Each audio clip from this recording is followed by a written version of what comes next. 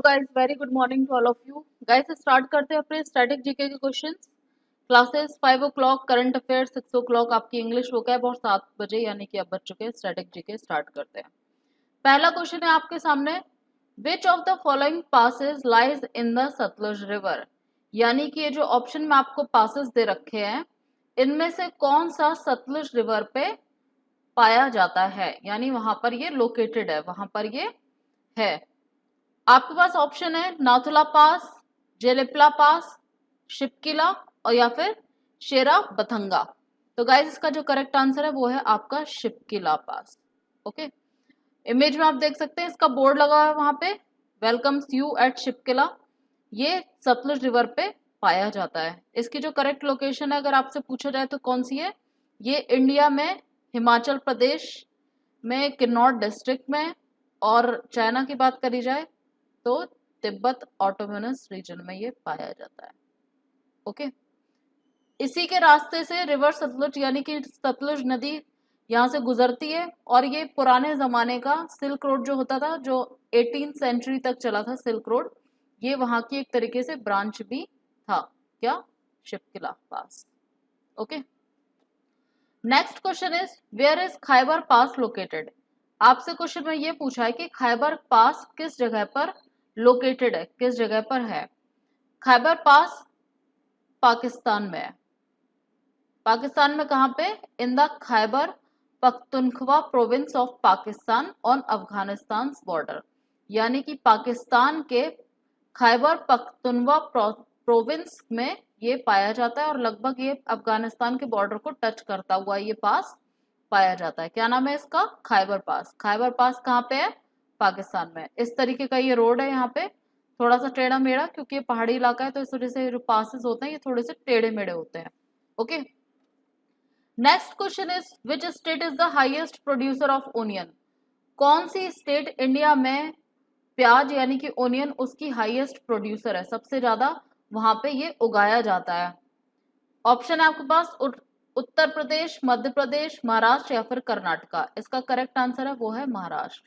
महाराष्ट्र की जो प्रोडक्शन है ऑनियन की यानी प्याज की जो प्रोड्यूसिंग है वो सबसे ज्यादा है। Next question is which is the home of Alfonso mango. Guys, Alfonso जो मैंगो है यानी कि आम, ये कहते हैं इंडिया का बेस्ट आम है। ओके, तो इंडिया का बेस्ट आम ये किस जगह पर पाया जाता है? ये रत्नागिरी में पाया जाता है। और ये रत्नागिरी कहाँ पर पड़ता है? ये पड़ता है कर्नाटका पे।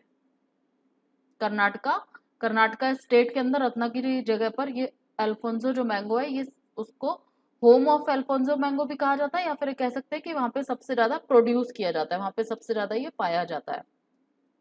Next question is which country is the largest producer of T. यानी कि कौन सी कंट्री, कौन सा देश सबसे ज्यादा चाय बनाता है, सबसे ज्यादा प्रोड्यूसर है चाय का। तो गाइस इसका जो करेक्ट आंसर है वो है चाइना। आप ऐसे याद रख सकते हैं, चा से चाइना और चा से चाय। ओके, तो China is the largest producer of T in the world. Next question is, ये वाला क्वेश्चन गाइस थोड़ा सा ट्रिकी है, आप इसको ध्यान से देखिएगा कि how many lobes are there in human lungs. आपसे क्वेश्चन में ये पूछा है कि ह्यूमन लंग्स में कितने लोब्स होते हैं। गाइस ये जो इमेज यहाँ पे मैंने बनाई है, यहाँ पर आप देख सकते हैं ये है राइट लंग। ओके, ये वाली, और यहाँ पे नीचे है ये लेफ्ट लंग, ये वाली।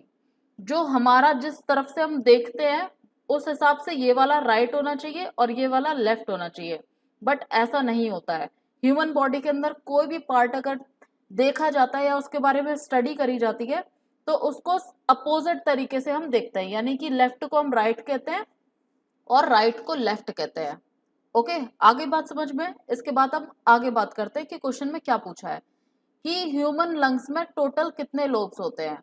तो गाइस टोटल तो 5 लोब्स होते हैं, 5 लोब्स ह्यूमन लंग्स में। और अगर आपसे क्वेश्चन में ये पूछ ले कभी कि राइट लंग में अकेले सिर्फ और सिर्फ राइट लंग में कितने लोब्स होते हैं, तो ये होते हैं आपके 3। और अगर लेफ्ट लंग की बात करी जाए तो ये आपके होते हैं 2। 3 और 2 मिला के दोनों हो गए 5। एक तो ये रहा लोअर लोब, एक ये रहा मिडिल लोब, और एक ये रहा आपका अपर लोब। ओके, अब आ जाते हैं लेफ्ट लंग की तरफ। यहाँ पे अपर लोब और यहाँ पे आ गया एक लोअर लोब, यहाँ पे कोई मिडिल लोब नहीं पाया जाता है। तो आई थिंक अब ये क्वेश्चन आपको बहुत ज्यादा अच्छे तरीके से क्लियर हो गया होगा। अब आप ये कभी ना भूलें तो ज्यादा अच्छा है, क्योंकि ये बहुत अच्छे से मैंने यहाँ पे आपके लिए क्लियर कर दिया है कि लेफ्ट लंग में 2 लोब हैं, राइट लंग में 3 लोब हैं, और टोटल 3 और 2 मिला के हो गए 5।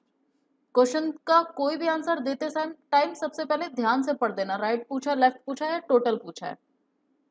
नेक्स्ट क्वेश्चन है आपका, primarily Surat summit was suppose to held in which city. यानी कि सूरत समिट जो था, जो कि 1907 में हुआ था, कहाँ पे? ताप्ती रिवर में, सूरत में, सूरत के अंदर ताप्ती रिवर के बैंक पे, यानी कि उसके किनारे पे। तो ये जो सूरत समिट था जो 1907 में हुआ, ये पहले कहाँ पर होना था, किस जगह पर ये पूरी तरह से प्लान कर लिया गया था कि ये किस सिटी में, किस शहर में होना है? तो इसका जो करेक्ट आंसर है वो है नासिक। ये सूरत समिट सबसे पहले नासिक में ऑर्गेनाइज किया जाना था, लेकिन बाद में इसको 1907 में सूरत में ही ऑर्गेनाइज कराया गया। कहाँ पे? ताप्ती रिवर के किनारे पे। Next question is, which of the following जज has given death penalty to Bhagat Singh. यानी कि ये जो लिस्ट है जजेस की, इनमें कौन से ऐसे जज थे जिन्होंने भगत सिंह को फांसी की सजा सुनाई थी? तो गाइज इसका जो करेक्ट आंसर है वो है जीसी हिल्टन। जीसी हिल्टन ने भगत सिंह को फांसी की सजा सुनाई थी। ये बेंच थी 3 जजेस की, यानी कि ट्रिब्यूनल जिसे कहते हैं, 3 जज की बेंच थी। जैसे कि पहले के कोर्ट्स में क्या होता था कि एक जज नहीं होते थे, पहले नंबर ऑफ जजेस होते थे, यानी कि उनकी नंबर ऑफ जजेस जैसे कि 3 या 5 इस तरह से उनकी टीम होती थी जो मिल करके डिसीजन लेती थी, और उसका एक हेड होता था। तो ये जब भगत सिंह को जो फांसी की सजा सुनाई गई थी, तो उसमें 3 जज की बेंच थी, यानी कि 3 जज थे, जिसमें हेड थे जीसी हिल्टन, और इनके अंडर में 2 जज और थे। तो जीसी हिल्टन ने, अगर आपसे क्वेश्चन पूछे कि कौन से जज ने सजा सुनाई थी, तो करेक्ट आंसर है आपका जीसी हिल्टन। भगत सिंह के साथ सुखदेव और राजगुरु को भी फांसी की सजा उस दिन सुनाई गई थी, और दी भी गई थी। किस दिन? 23 मार्च 1931 में। गाइस, भगत सिंह, सुखदेव और राजगुरु, इनकी जो फांसी की सजा थी वो सुनाई गई थी 24 मार्च के लिए। 24 मार्च 1931 में इनको सजा देनी थी, पर इनको एक दिन पहले ही 23 मार्च के दिन इनको सजा यानी कि फांसी पर लटका दिया गया।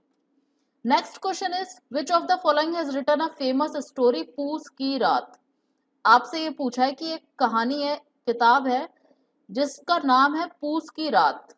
तो ये फेमस कहानी, ये फेमस किताब, ये किस राइटर ने लिखी है? तो आपके सामने जो ऑप्शन है, मुंशी प्रेमचंद, मैथिली शरण गुप्त, महादेवी वर्मा या फिर आर के नारायण। तो करेक्ट आंसर है मुंशी प्रेमचंद। ओके, यहाँ पर आप इमेज में देख सकते हैं किताब का एक ये पूरा कवर पेज है। इन्होंने ये किताब लिखी थी, प्रेमचंद ने, मुंशी प्रेमचंद ने, पूस की रात। इनके द्वारा लिखी हुई कुछ और भी किताबें हैं, जैसे कि नमक का दरोगा, ये भी इनकी बहुत ज्यादा फेमस किताब है। ईदगाह, तीसरे नंबर पे लॉटरी, एक है शतरंज के खिलाड़ी। तो ये कोई बहुत ज्यादा फेमस राइटर थे उस जमाने के। 1980 से लेके 1880 से लेके 1936 तक ये थे। और इन्होंने जो किताबें लिखी, मोस्ट फेमस किताबों की लिस्ट आपको यहाँ पे थोड़ी सी दे दी है। बाकी इनकी और भी कहानियां हैं जो कि लिस्ट काफी लंबी है। तो 4 किताब ये रही, और एक ये रही पूस की रात। तो इनके भी नाम याद रख लीजिएगा, ये भी इंपॉर्टेंट है कि आपसे इनके भी नाम पूछे जा सकते हैं। आपके सामने नेक्स्ट क्वेश्चन है, who was the first UPSC chairman after independence. यानी भारत की आजादी के बाद यूपीएससी के पहले चेयरमैन कौन थे? गाइस, इसका तो जो करेक्ट आंसर है पहले तो आप वो सुन लो, वो है एच के कृपलानी। एच के कृपलानी यूपीएससी के पहले चेयरमैन थे। कब? आजादी के बाद। इनका जो टेन्योर था यानी टाइम पीरियड था, कब तक ये रहे थे? ये 1 अप्रैल 1947 से लेके 13 जनवरी 1949 तक रहे थे। और यूपीएससी का अगर आर्टिकल पूछा जाए तो वो कौन सा हमारे कॉन्स्टिट्यूशन में? वो है 315। गाइस, अब ध्यान से सुनना मेरी बात को। यहाँ पर मैंने टेन्योर जो लिखा हुआ है वो 1 अप्रैल 1947 लिखा हुआ है, बट हमें तो आजादी 15 अगस्त को मिली थी, 15 अगस्त 1947 में। तो फिर ये पहले इंडिपेंडेंस के बाद यूपीएससी के चेयरमैन कैसे हुए? गाइस, ये पहले भी थे यूपीएससी के चेयरमैन, आजादी से जस्ट कुछ दिनों पहले या कुछ 1-2 महीने पहले, और उसके बाद भी थे। तो इसीलिए इनको कहा जाता है कि ये पहले यूपीएससी के चेयरमैन थे आजादी के बाद। आपसे क्वेश्चन थोड़ा घुमाकर भी पूछा जा सकता है कि कौन से ऐसे यूपीएससी के चेयरमैन थे जो कि आजादी से पहले भी थे और आजादी के बाद भी थे, भारत की आजादी के बाद, तो भी इसका जो करेक्ट आंसर है वो यही होगा, एच के कृपलानी। तो दोनों तरीके से क्वेश्चन कैसे भी आपको एसएससी घुमा फिरा के पूछे तो भी आपको कंफ्यूज नहीं होना, दोनों में ही आंसर आपका एच के कृपलानी ही है। ठीक है, तो क्वेश्चन ये होता है यहाँ पर खत्म। लेकिन अब ये जान लो कि सर रोज बारकर जो थे ये यूपीएससी के फर्स्ट चेयरपर्सन थे, फर्स्ट चेयरमैन या चेयरपर्सन ऑफ यूपीएससी वो ये थे सर रोज बारकर। ये एक ब्रिटिश पर्सन थे, यानी ये इंडियन नहीं थे। तो ये थे पहले चेयरपर्सन यूपीएससी के, और ये आफ्टर इंडिपेंडेंस पहले चेयरपर्सन थे यूपीएससी के। और करंट में अगर चेयरपर्सन की बात करी जाए तो वो कौन है, वो है अरविंद सक्सेना। ठीक है, तो ये तीनों के तीनों आप नाम याद रखिएगा, सर रोज बारकर पहले चेयरपर्सन, एच के कृपलानी आजादी के बाद या आजादी के टाइम पे, और और ये अरविंद सक्सेना ये है हमारे करंट यूपीएससी चेयरपर्सन। गाइज ये थे हमारे 10 क्वेश्चन। सेशन आपको पसंद आया हो तो आप इसको लाइक जरूर करिएगा, शेयर करिए और चैनल को सब्सक्राइब करिए। And all the best for your studies. Thank you.